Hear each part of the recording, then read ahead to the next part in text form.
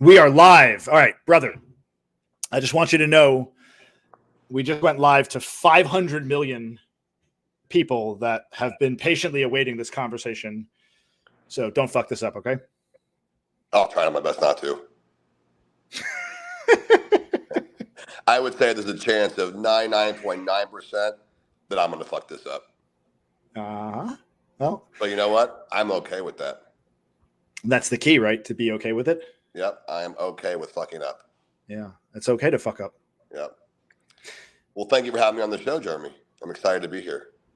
Hey, brother, it's our show. This is the inaugural episode of, what are we calling it? Awake at 40? Awake at 40. North of 40. It's so funny because as you know, I've been doing a lot of these podcasts up until April of this year. I had never done a podcast. I've done like 200 podcasts since then. And I've come such a long way, but I still struggle like everybody else does. I still have problems cognitively, getting into routine, forming good habits. I still have all these issues, but I think the main shift for me has been my realization of all of this. And I always say my humility lies in my wisdom, my wisdom lies in my humility. When I was younger, you knew me back when I was in my 20s and 30s, I was so cocky and like, everything seemed to come easy. I thought of myself as being better than everybody else for some reason. And the money just seemed to come easily. And I was very materialistic. And all that was kind of snatched away from me. And 3-4 years ago, had that ayahuasca experience, and it just kind of blew me open. And now the shift has been taking place gradually ever since. And it's been a wild, wild journey thus far. Wild journey. And we've both come such a long way. You know, while we do have a ways to go, I think that you and I are examples of what this journey can do to someone in our shoes, you know, where we live our life according to certain beliefs and programs and ways of thinking and ways of living, ways of acting that we think is the right way to live, because that's what we were taught, and that's what our parents taught us, and that's what the people that came before us taught us. And then we have these profound experiences with, you know, your and I's story is very similar in terms of, you know, plant medicine, specifically ayahuasca, is really what woke us up to the reality of what we're living in and the truth of where we're at, you know. And now guess what? Now we're awake at 40, you know, we're fathers, we're husbands, we're brothers, we're friends. And we have now 40 years of programming to deprogram and things to unlearn. And I love the saying about, you know, a man's longest journey is from his head to his heart. And you nailed it. You know, we're operating from ego, we're operating from our head, from this cocky place. And now we're operating from our heart. And what that means is now we're living from the space of our heart and not our head. You know, so we have these ego deaths daily. We have these realizations that we don't know everything. In fact, we don't know much at all. Right? I know a lot about a little and a little about a lot. Exactly. Yeah. You know, and it's a beautiful thing, but, you know, awareness is just like that, right? Awareness is the start. But all awareness does is shine a spotlight on the areas of our lives in which we need to work on. Indeed. Well said. And you're farther along with this spiritual awakening journey than I am.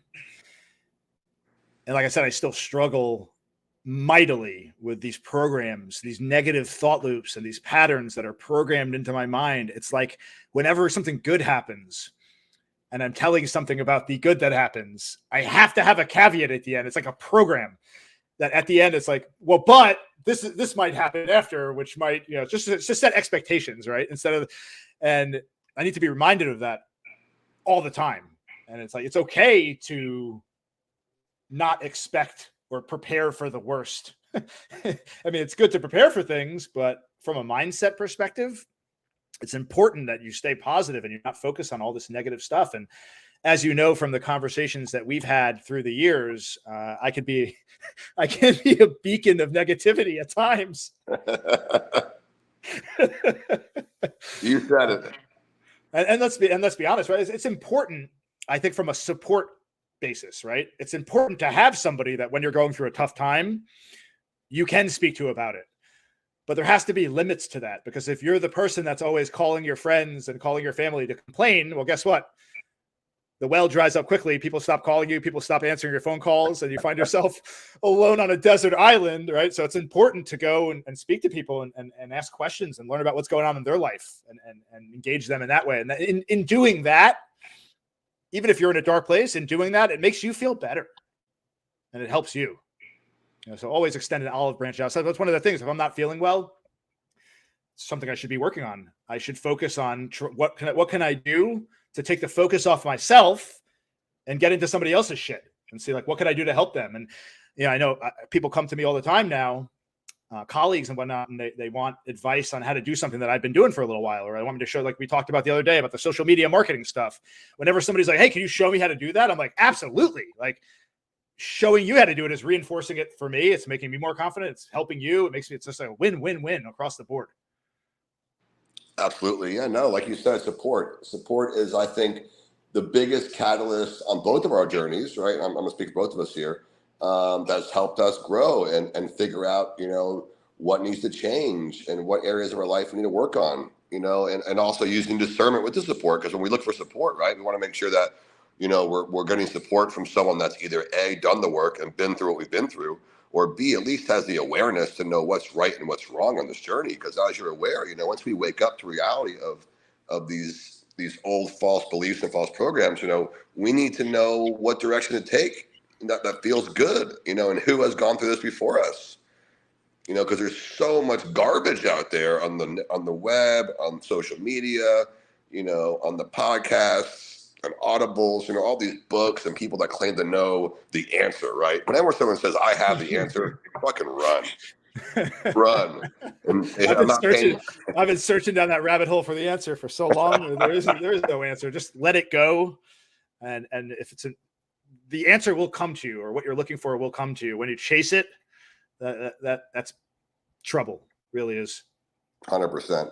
And I think it's hilarious how, there are so many people claiming to be life coaches, or integration coaches or psychedelic specialists. And these people are, they've been working with medicine for 2 years. They've taken a class, they don't practice what they preach.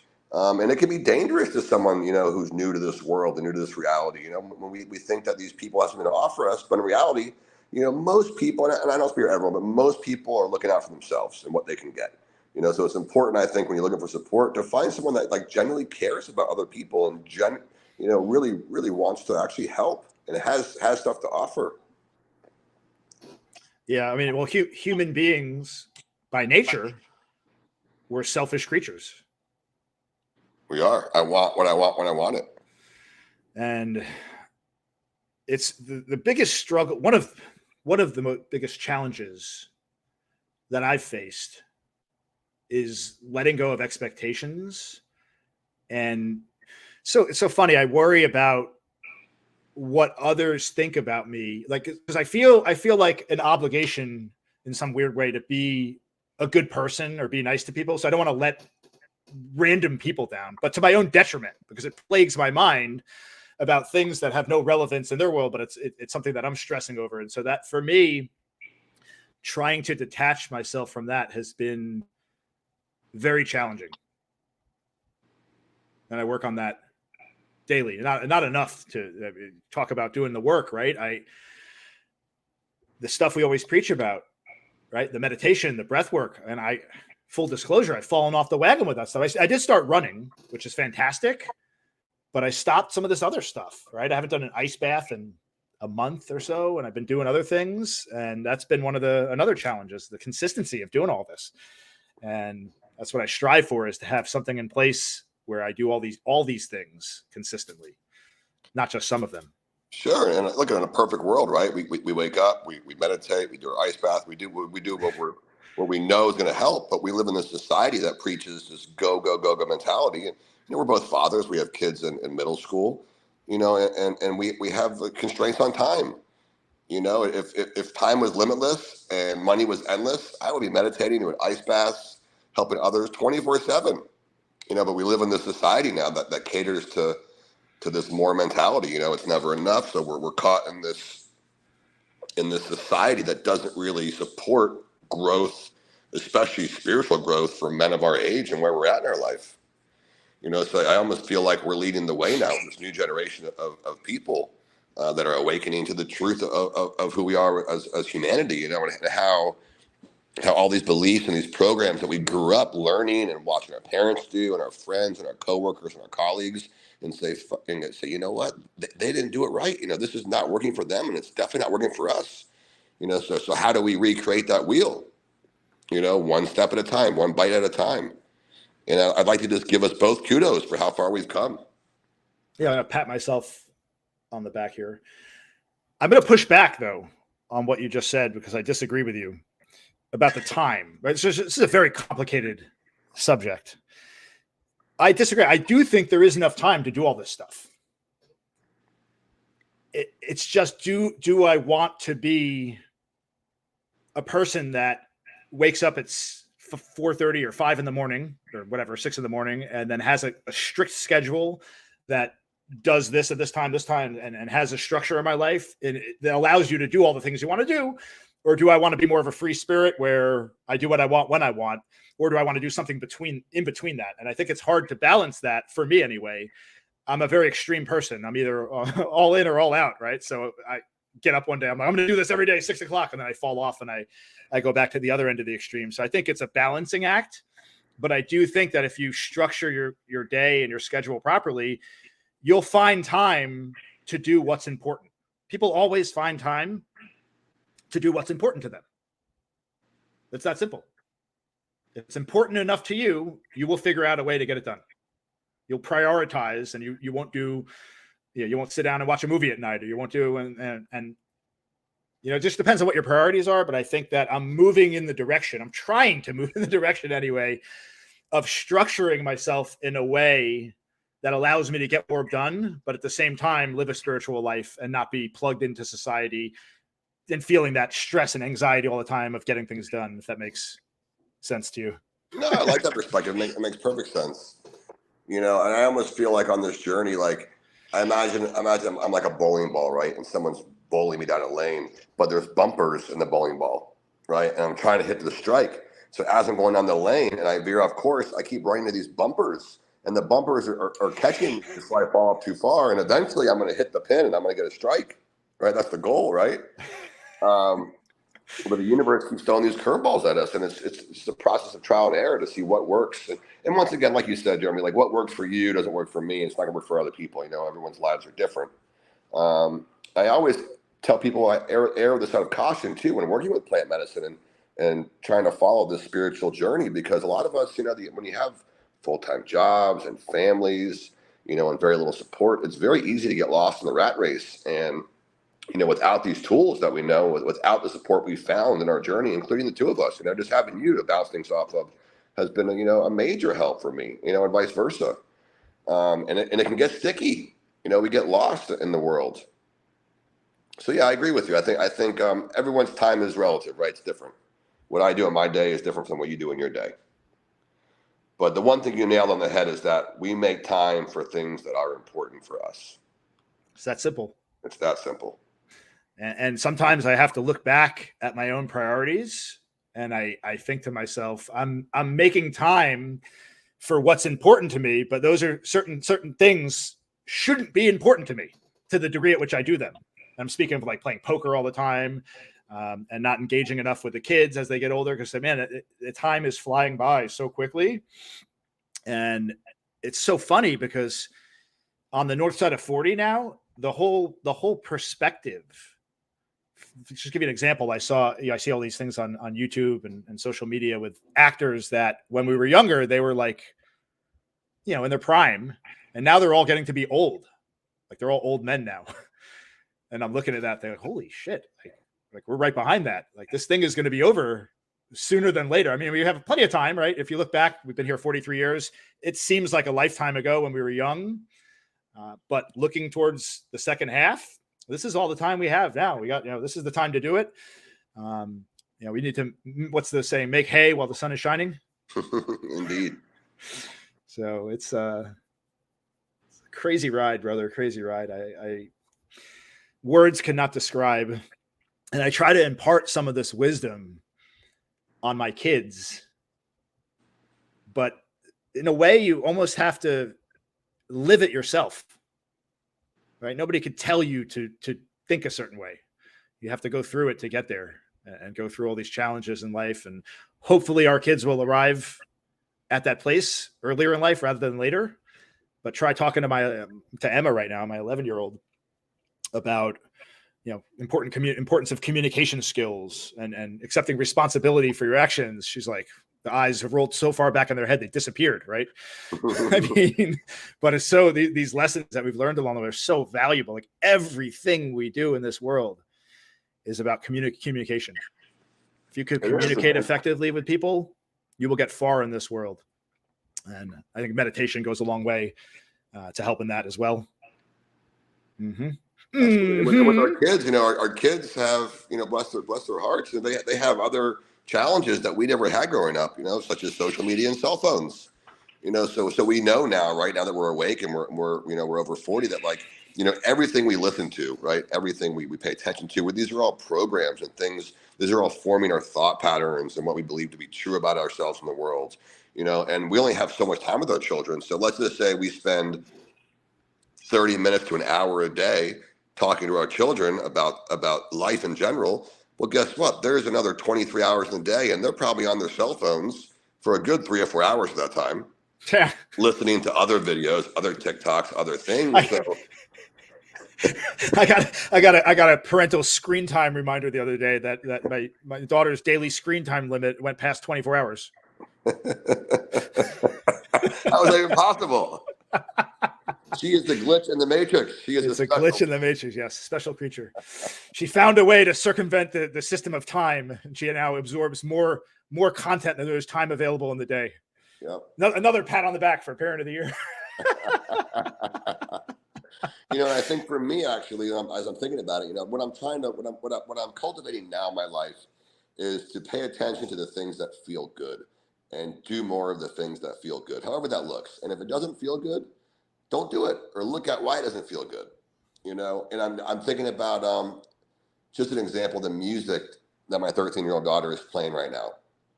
And it was a song by Drake. Right. And as the song is playing, like the cells in my body are retracting and forming a wall over my heart. And I'm thinking to myself, oh, dear God, what is this doing to her? But Drake is the best of what she listens to. Are you kidding me? Know, that's like that's the worst Drake comes on. I'm like, finally, something I can listen to. The other shit is horrible. I heard one of Drake's lyrics says, bend over and let that coochie breathe. Right. I'm like, that's what my 13-year-old daughter is listening to. And that's what, and most other kids listen to this also. Oh man. Well, but I have to again challenge you on that. Not the music. That's just probably bad. I've learned more. I mean, maybe you're at a different place than I am. You look for what's comfortable, and I think that's great if that's what works for you. And I do that too instinctively, but I'm trying more and more to lean into the uncomfortability, because I've come to realize that growth and progress and getting better comes off the heels of pain, discomfort, putting yourself in uncomfortable situations. I mean, not just physical exercise, you get sore and you're in pain. Well, mental exercise, your brain gets bombarded. Like I did a podcast yesterday. I think I told you about this. I told somebody about it. I did for a client. We did 4 segments about their Jazzy Eyes optometry. They own an optometry business, and there's 2 doctors there, and they were talking about, I can't remember what it was. They were talking about diabetes aware. It's Diabetes Awareness Month for November.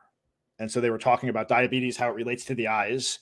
And I don't know anything about these topics, and it's certainly fascinating to me, but I'm sitting here trying to have a conversation about these topics.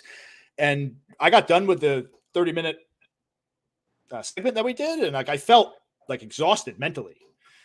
And I don't know if that's a good or bad thing, but I think if you do that, if you put yourself in those situations enough, you're going to get better and better at that. I don't know. What are your thoughts on that? Well, I guess I'm going to correct myself, and what you said is accurate, in my beliefs as well. It's not so much that I'm looking for comfort; I'm looking to what feels good. Because I agree with you, Jeremy. The universe is more concerned with your growth than your comfort, and nothing grows in comfort, right? We grow out of discomfort. We grow out of challenges. We grow out of pain. And I'm going to go ahead and use let's use Sanaga eye drops as an example. Sanaga eye drops is a shamanic eye drop you put in your eye. It stings, right? It burns. It feels like Tabasco sauce in your eyes. It is extremely uncomfortable, right? But guess what? You feel incredible afterwards. So that's just a little small example of something that's extremely uncomfortable, but yields incredible results. And exercising is another one, right? Exercising can be very uncomfortable, but the pros, outweigh the cons. So I think you're onto something here where it's important for us not to get comfortable, but I think there's a difference between what feels good and what's comfortable. Because sometimes discomfort actually can feel quite good. Example, trying to meet a new woman, right? Trying to date, right? Dating can be very uncomfortable, right? But at the same token, like part of it feels good. It feels good to put yourself out there and to take risks, right? To have new experiences and new challenges, and it's not comfortable. Yeah, I want to get to a point though, because this is something that's a recurring theme where I put myself in these uncomfortable situations, and I get to a point where I say to myself, why is it still this uncomfortable? Like, shouldn't it be getting better? But I fail to look at the big picture that the needle is moving.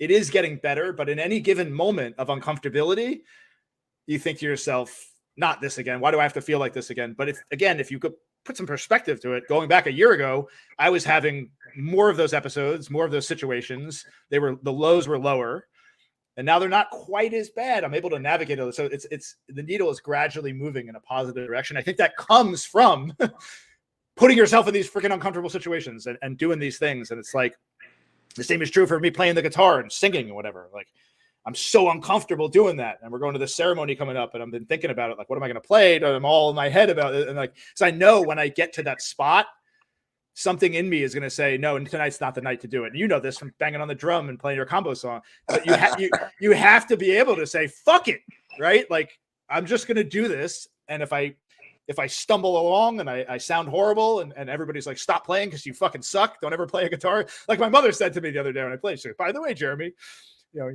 you should never sing because your voice is absolutely horrible. I say, thanks, Mom. Appreciate the vote of confidence. And we wonder why we are the way we are. But like, I just want to let it go to the point where I just don't care about anything. And unfortunately, you can't just do that because the programs are so deeply ingrained. It's even beyond what we're programmed to in terms of society and conditioning from being brought up. I think it's like genetic. Like we're wired with this fight or flight response that goes back to the fear of death and survival, but it's morphed over time with society into being afraid of things that won't kill you for fear of what might happen. And it's hard to get past that because it's so deeply ingrained inside our brains, and it requires you to reprogram. Sure. And do a lot of work. A lot of work. And a lot of feeling, right? As men, we're taught not to feel growing up. Feelings are bad. And guess what? Part of the healing journey and the awakening journey is feeling, right? P3, baby. P3, baby. Are you going? Something I am not doing this weekend. Nope. I'm going to honor myself this weekend. I'm low on energy. And if anything this journey's taught me is when I'm low on energy, put myself first, take care of myself, get back to baseline where I feel good. And a 3-day workshop of emotional release does not feel good right now. It is not something I'm going to do this weekend. So this weekend, I'm actually going to meditate and do some breath work and an ice bath and relax. Oh, ice bath sounds really, really nice right now. Right? I was going to say something. Oh, I've been reading stuff about ancestral clearing, right? And ancestral stuff. And like you said, it's passed down from our generations, our grandparents, grandparents, Genetic coding. The pain and the codes come down to us, and now we're the generation that's woken up and say, you know what, it ends with us, and that's a big job. That's a big responsibility to take on. We have lifetimes of trauma and program and to clear, but guess what? We're doing it. And we're getting better every day. I like to think so. Yep. I know so. Look Yeah. where we're at today. We're on a podcast that you created with your graphics. I don't have any graphics on this yet. This is just They will. I haven't completed the branding for Awake at 40. This is kind of an off the cuff thing. I like Awake at 40 though. It's nice. I like it too. Who are we going to get on the show for the next episode? Who else? I don't know. Let's sit with that for a minute. All right. Oh, well, let's end at that because I do have some work related affairs that I need to accomplish for the rest of the day.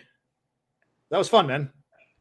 Thank you so much for having me on, Jeremy. I want to leave with one thing. For anybody out there on this journey, be very mindful and aware of the support you choose to let in your life, who you hire, who you pay for, who you share information with. Not everybody has your best interest in mind, but there are people out there that really do. And we're out here and we're ready to help.